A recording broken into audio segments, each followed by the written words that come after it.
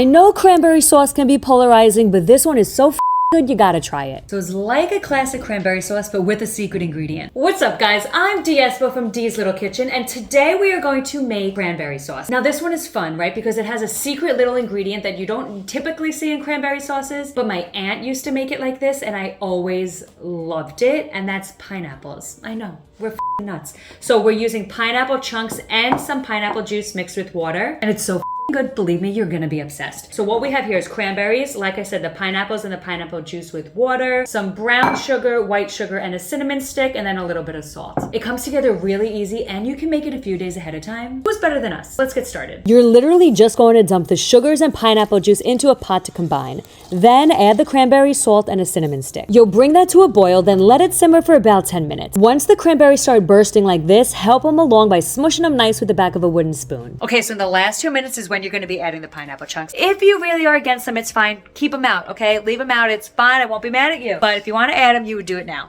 Dump those right in and stir them for a couple of minutes. The sauce should be thickening up nicely now. I'm literally just having a bowl of cranberry sauce right now. I'm not mad about it.